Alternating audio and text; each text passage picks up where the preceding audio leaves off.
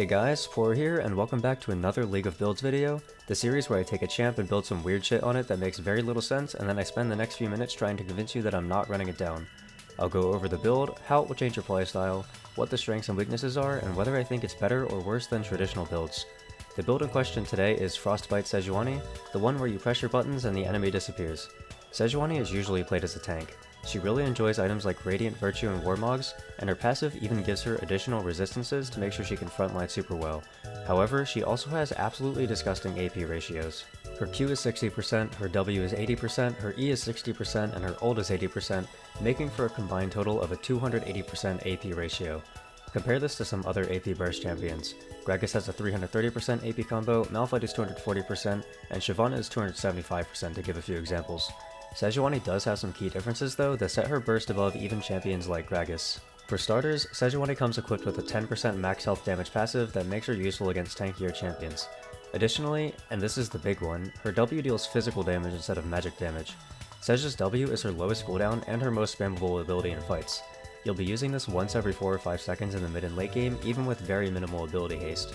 It also has an 80% ratio as mentioned before, so your highest damaging base ability is dealing physical damage instead of magic, meaning your hybrid damage is off the charts. AP Sejuani deals about 1/3 physical damage in most games, meaning it's extremely hard to itemize against, unlike the magic damage dominated champions mentioned before.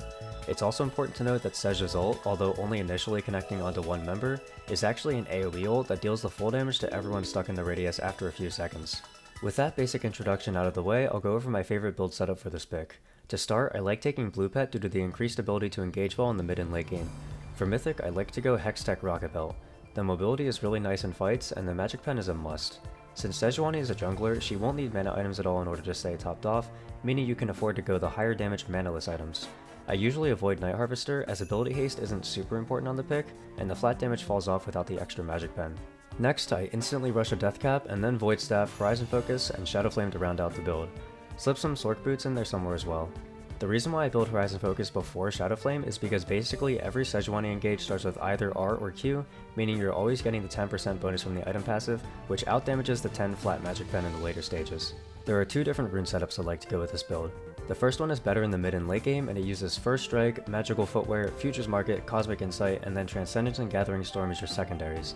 The main goal of this rune page is to maximize your one-shot damage in the late game via First Strike 9% bonus damage, and all 6 runes directly contributing to how quickly your damage scales through either AP, faster spell rotations for camp clearing, or economy.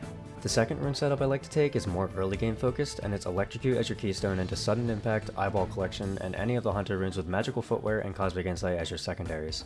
This one is based around the high damage output Electrocute will add to your combo, being extremely easy to proc in multiple different ways. Avoid going Dark Harvest pages, it's really not worth it. Electrocute has higher base damage early, and it also has a higher AP ratio. The math for Dark Harvest being better than Electrocute on this build is a whopping 38 souls. There are definitely very few games where you're hitting even 20 souls, much less 38. Same goes for First Strike, as that keystone will just straight up outdamage Dark Harvest even if you don't factor in the gold you get from the rune. With the build and runes out of the way, let's now talk about how your playstyle will change. If you're already a Sejuani player, you're probably used to doing 3 to 5 camps in your first rotation, and then ganking or pressuring lanes to help them get ahead. Regular Sej only needs 2 or 3 items to be the front line she wants to be, so economy isn't super important. Frostbite Sej is completely different, as she needs lots of gold to power spike the way she wants to. Sejuani can actually complete her first clear rotation before Scuttle spawns, so the full clear strat is a go. You'll be playing with the mindset of how you can get the most guaranteed gold the fastest. Only go for ganks that you know will result in a kill or plates for you, and prioritize power farming otherwise. You'll be surprised at just how fast Sej can power farm once you get going. Mid and late game is all about getting picks. You'd be surprised at which targets Sejuani can actually take down, as the damage burst is a lot higher than what is expected if everything lands. You can even disengage off a failed one-shot due to your E-stun, so there's still an out if the target is tankier than expected. For the most part, you can one-shot any ADC or mage. Even with the tanky mage items, Sej's base AP ratios and flat damage values are high enough to stretch through the big health bars. As mentioned before, Sej also deals a lot of physical damage due to her W, so just because a target has a lot of magic resist doesn't mean you can't try to one-shot them. Tanks are also not immune to Sej since he still has the 10% max health stun proc on her passive.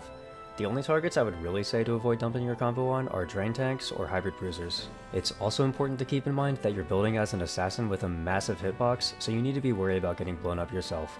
You still have immunity to slows, bonus resists, and some decent flat HP from Rocket Belt and Horizon Focus, but it's still important to be in the assassin mindset over the tank mindset. Now for the big question, is Frostbite Sejuani better than traditional Sejuani builds? The answer for this one is a big fat no. The burst is really good, but apart from the ult, her burst is basically single target only. Compare it to the previously mentioned Malphite, Shyvana, and Gragas, and you'll see that those champions all have ways to burst out multiple targets in one go. AP Sej is mainly just a pick champ and struggles more in teamfights than any of those other champions. Even without that, Tank Sejuani is just way too good on her own. The bonus, resists, and slow immunity are really good attributes for tanks to have, and the Radiant Virtue Redemption build is too strong to pass up on if you're playing a serious game with stakes. All that said, AP Sejuani can still one-shot targets that she needs to one-shot, and it's a hell of a lot of fun, so I'd say it's worth a shot. That's everything I have for you. I stream sometimes on Twitch and also have a Discord server, links to both will be in the description. I also have a Ko-fi page and any tips are highly appreciated. Bye!